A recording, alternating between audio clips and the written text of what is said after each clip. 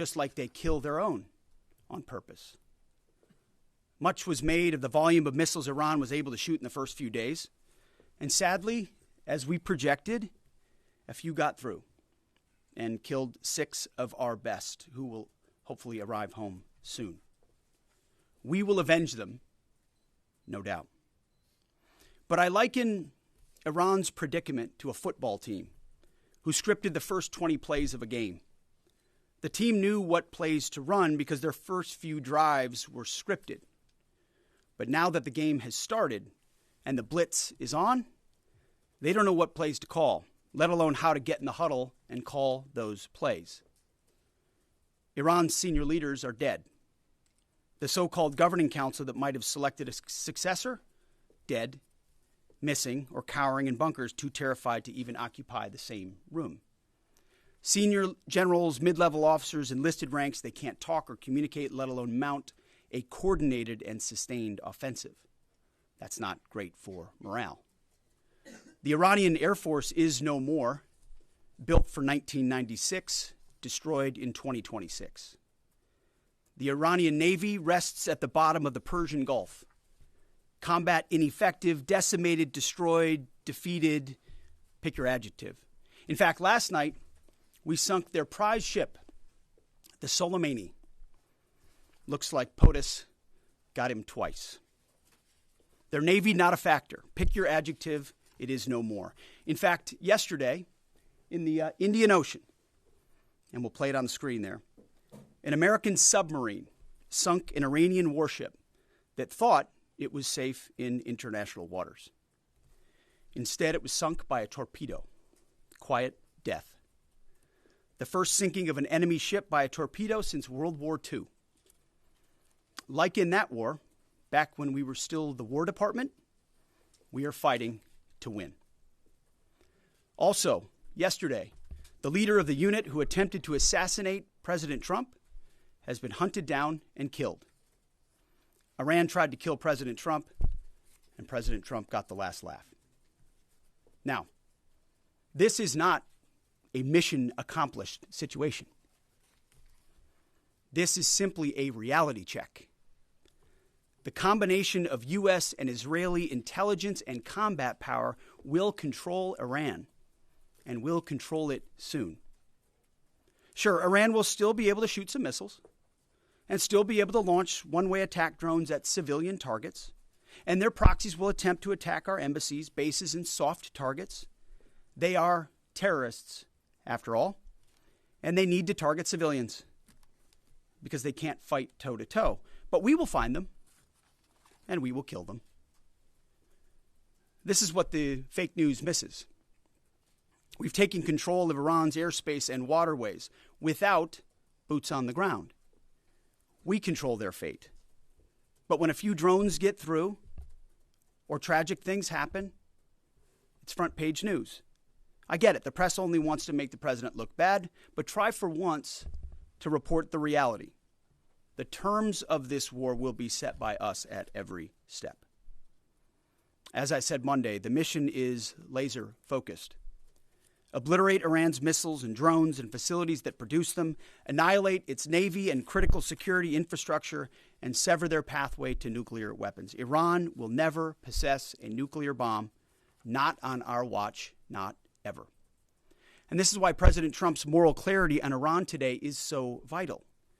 Unlike the past, where vague red lines and endless negotiations let Iran fund terror and inch ever so slightly toward a bomb, this president sees the threat plainly and acts decisively. No more half measures, especially when Iran is at its weakest. No more letting Tehran play for time while our people pay the price. His leadership ensures that we finish what we start and that we protect our warfighters by crushing the enemy before they can strike again. Our offensive operations, refined through months of relentless preparation, are unstoppable. And our defensive efforts are unprecedented. We have from the start put the protection of our troops ahead of everything else. Before we very publicly built up offensive combat power, we quietly ensured that our defensive posture and power was in place. And as we built up offensive combat power, we moved the vast majority of American troops, over 90% of Americans that were on our bases, what we say off the X, out of the range of Iranian fire. Our defensive shield is equally formidable, the most sophisticated air and missile defense network ever fielded. Thousands of Iranian missiles and drones have been intercepted and vaporized. Tens of thousands of American and allied lives protected. We have pushed every counter-UAS system possible forward, sparing no expense or capability. And like I said, this does not mean we can stop everything, but we ensured that the maximum possible defense and maximum possible force protection was set up before we went on offense. In closing, as President Trump told German Chancellor Merz yesterday, Iran negotiated in bad faith, stalling, scheming, and preparing to strike. And we acted decisively to defend our people, our interests, and our allies. President Trump took bold action, putting America first, the kind of bold action that the American people elected him to execute. To our steadfast partner, Israel, your mission is being executed with unmatched skill and iron determination. Fighting shoulder to shoulder with such a capable ally is a true force multiplier and a breath of fresh air. We salute your courage and your contribution. 4 days in, we have only just begun to fight. America fights to win, and in Operation Epic Fury, we are. May God's providence cover and protect our troops always. And with that, I turn it over to the chairman.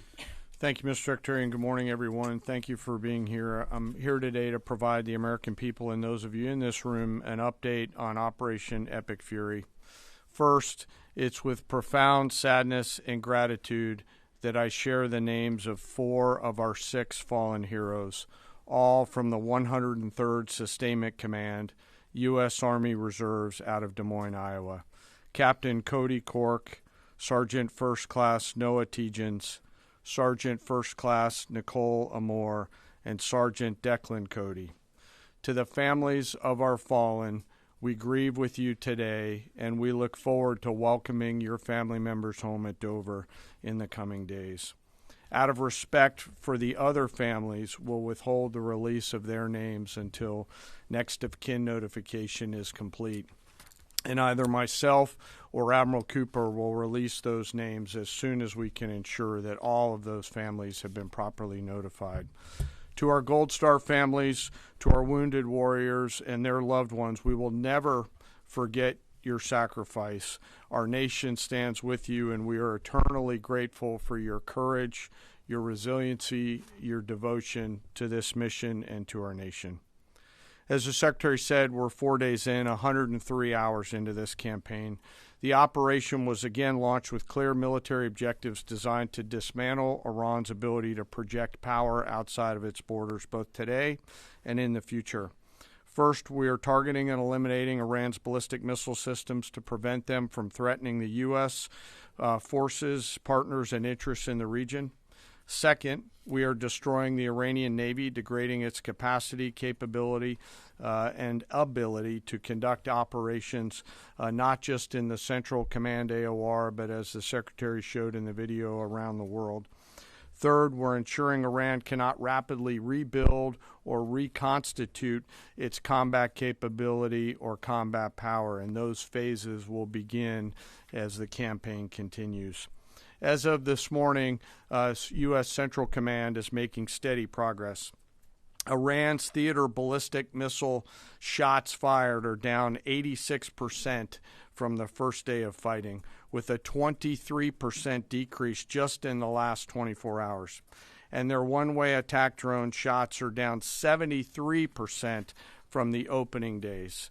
This progress has allowed CENTCOM to establish localized air superiority across the southern flank of the Iranian coast and penetrate their defenses with overwhelming precision and firepower.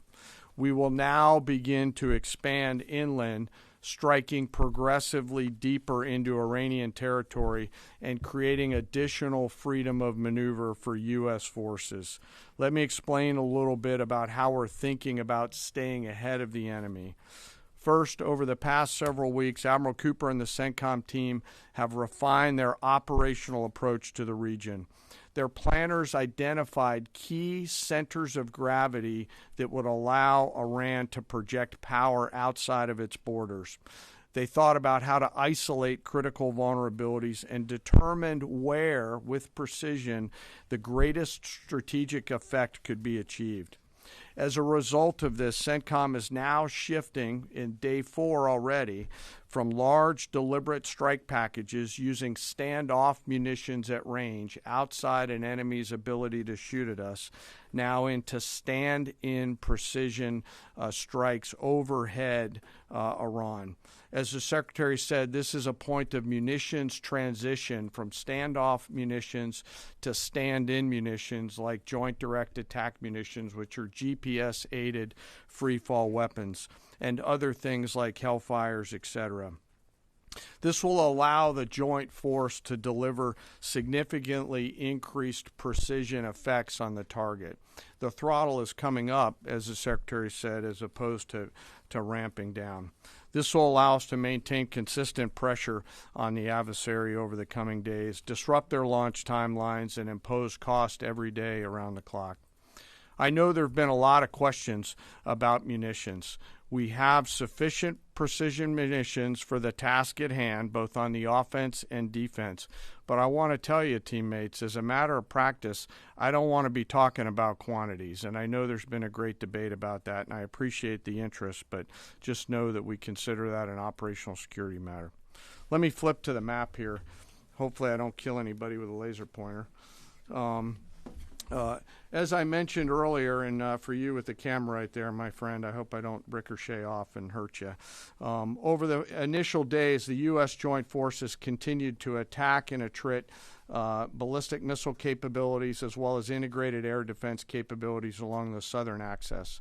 Along the northern axis, Israel and the Israeli Air Force has predominantly been working integrated air defense targets along the northern flank, as well as medium-range ballistic missile capability as well. From the sea, the USS Ford has continued to project combat power here, as well as the bomber pulses that we talked about in the opening days of this briefing. Along the southern axis, the USS Abraham Lincoln Strike Group has continued to provide pressure from the sea along the southeastern side of the coast and has been attriting naval capability all along the strait and up into the Arabian Gulf at a size and scale sufficiently to address the targets required. To date, we've hit over 2,000 targets, as Admiral Cooper said in his video last night.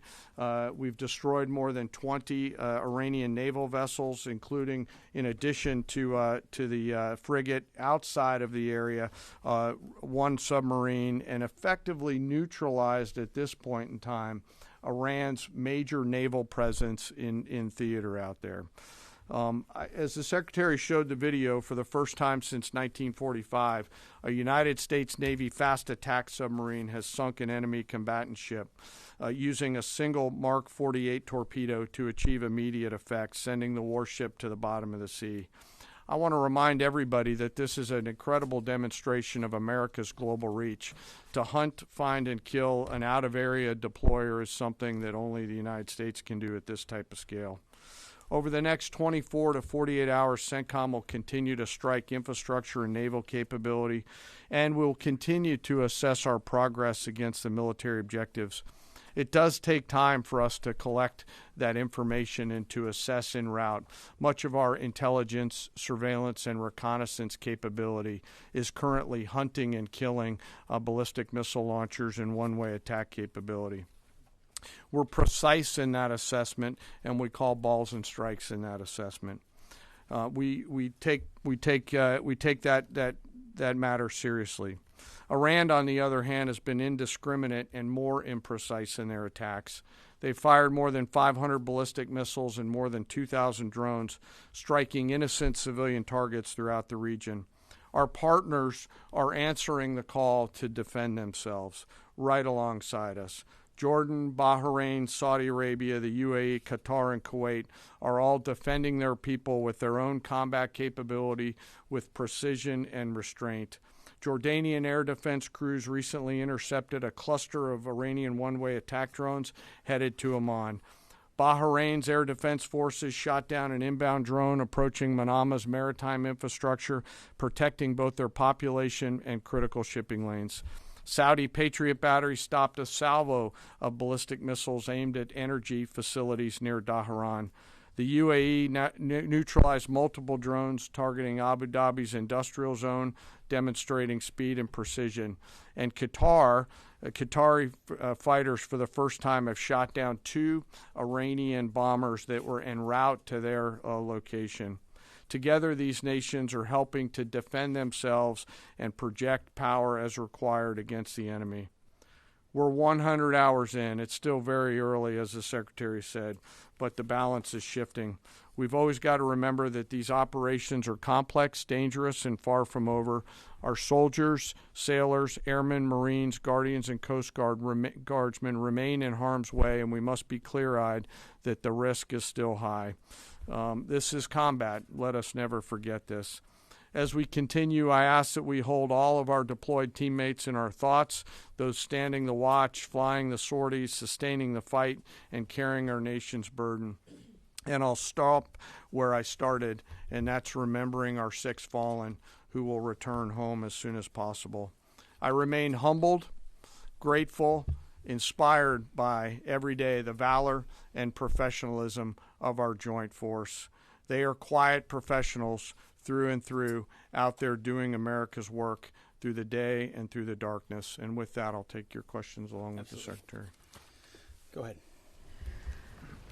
What do you assess the enemy's control and command status is right now? And can you broadly describe our decisive point in this operation?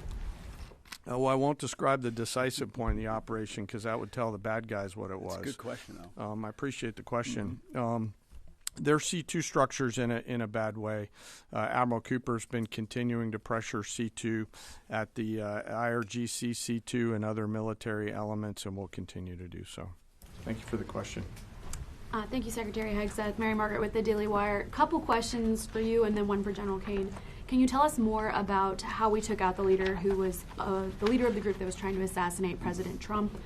And then Turkey's defense ministry says NATO air defense systems intercepted an Iranian ballistic missile headed towards Turkish airspace. Could this trigger NATO's Article 5, and was it the U.S. who shot it down? On the first question, we've known for a long time that Iran had intentions on trying to kill President Trump and or other U.S. Officials. And while that was not the focus of the effort by any stretch of the imagination, in fact, never raised by the president or anybody else, I ensured and others ensured that those who were responsible for that were eventually part of the target list. It wasn't the beginning of the effort. We were focused on missiles and launchers, and that's the focus. But ultimately, if we had the opportunity to get at those who are trying to get at Americans specifically, we would. And so we eventually had the opportunity to do that from the air. And then on the matter with Turkey, I'll have to get back to you on exactly what the intercept looked like at that. We're aware of that particular engagement, although no sense that it would trigger anything like Article 5. No. Tie right there. You got a tie on. Yeah. Thank you. Tom Bateman with the BBC. Can you give us an update on what the administration knows, what you know now about the reported strike on a girls' school in southern Iran on Saturday? All I can say is that we're investigating that. We, of course, never target civilian targets, but we're taking a look at investigating that. Red tie in front. Just on the basis that with the information you would have, your reconnaissance abilities, ability to gather information, I mean, it's several days on now. So is there any clarity on whose munition this was? We're investigating it. Thank you. Secretary, so there are reports that the administration is considering arming Iranian Kurdish groups. So could you please clarify that whether any such plan has been authorized and whether Congress or regional partners has been notified and consulted? All I would say is none of our objectives are premised on the support or the arming of any particular force. So what other entities may be doing, we're aware of, but our objectives aren't centered on that. Green, right there. Yeah, thank you, Mr. Secretary. Mike Lynn, Washington Times. Can you talk a little bit about the deconfliction process that's going on? You have two parallel operations, Epic Fury and Roaring Lion. How are you making sure they're not interfering with each other? Sure, I'm happy to take that. Thank you for the question. We have liaison officers on both sides. There are U.S. CENTCOM teammates out in Israel, and there are Israeli Defense Force teammates at the relevant command and control nodes within the U.S. CENTCOM enterprise.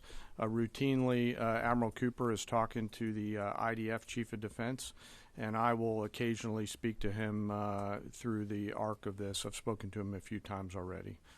That allows us to coordinate, integrate, and synchronize activities while maintaining separate efforts. And when I said a breath of fresh air, I really meant it.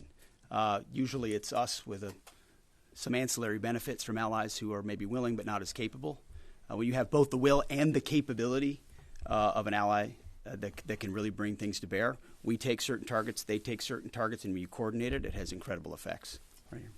Secretary Hegseth, with respect to House Minority Leader Hakeem Jeffries' statement that the Iran mission will end in failure, what kind of message does that send to our enemies, and what does it do to the motivation of our troops?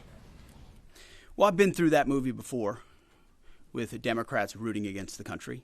Our generation saw that in our battlefields. I think it's pretty unprecedented and unfortunate that it would occur 4 days in to an operation where, as the chairman laid out, America's best are operating in an incredibly challenging environment where they're having incredible success, but they're meeting a determined adversary. And he's been privy to briefs that we've provided. He knows how effective this has been. He's being disingenuous, which we're used to. Right here. Thank you for taking my question. Heather Mullins, Lindell TV. One of the questions I have is just really regarding the intelligence that indicated that this was something the U.S. had to get involved with at the time that you guys did. We had Operation Midnight Hammer back in June. We obliterated their nuclear facilities.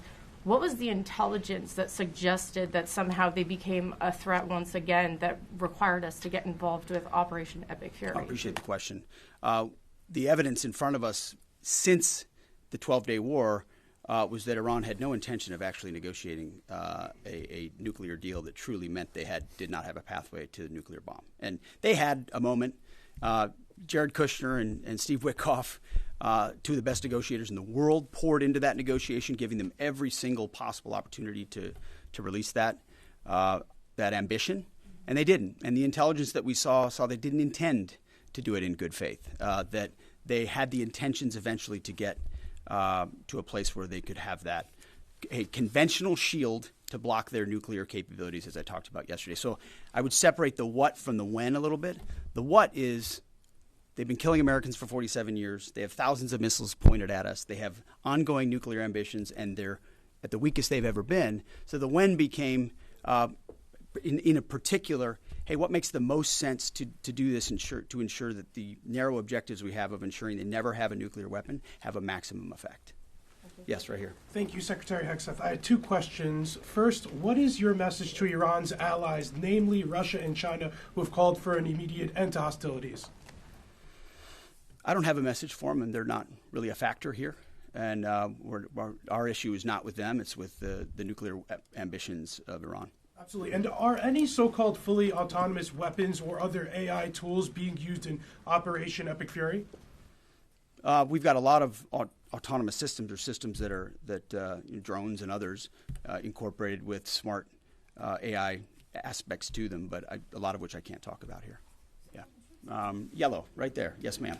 Thank you very much, Mr. Secretary. As you know, China is accusing the United States of invading in Iran, a sovereign nation, and North Korea, which cooperate with Iran on nuclear development, has declared its commitment to protecting Iran. What is the United States' strategic response to this? And I have a second one. How many allies joined with the United States to fighting against Iran? Do you have any numbers? Well, I think what you're seeing right now is a response in the region to the belligerence of Iran and the willingness of them to target civilian airports, civilian hotels, civilian locations, civilian oil infrastructure of their Gulf neighbors who would have preferred not to be in conflict, didn't want to, but now realize that this is something that has to be dealt with. So whether it's UAE or Qatar or Bahrain or Kuwait or Saudi, on different levels, they're reaching out to us, whether they're going on offense, which they are, whether they're giving us additional access, basing and overflight. We're working very closely and collaborating with them. Also on air defenses. The air defense capabilities of those countries are significant, and when combined with ours and we coordinate, it brings simplicity to the shot doctrine, so we make sure we're using less munitions but being more effective with what we shoot at.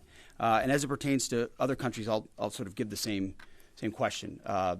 They don't really bear on the case of Iran. We're going to deal with Iran's nuclear ambitions, and that'll send plenty of signals in the process.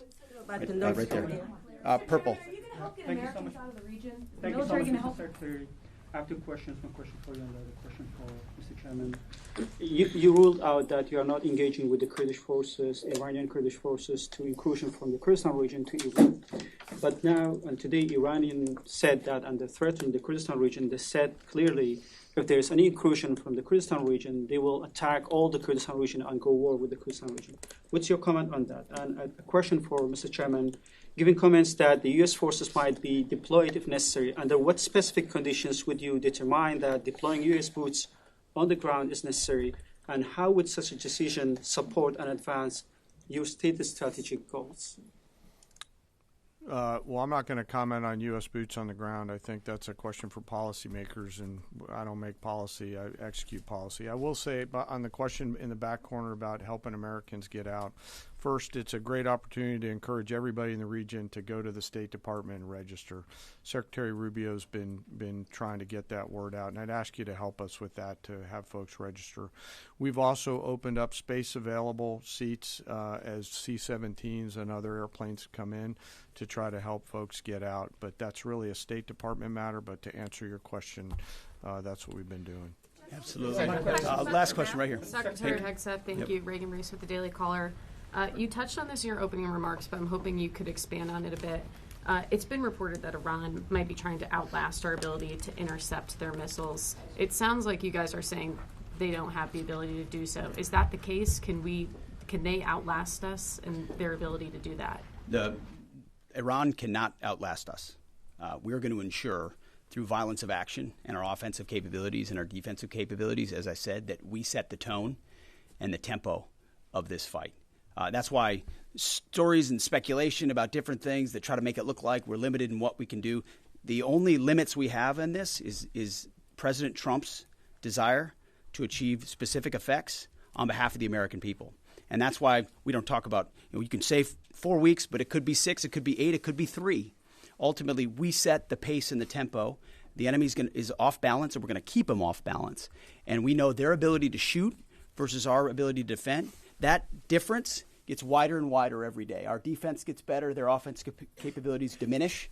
As we are going into ammunitions that we, as we said, have tens of thousands of and can drop unlimited supplies on with even more effects than the standoff emissions we have now, which is why when we say the throttle's going up, the throttle's going up, and it's going to stay on high.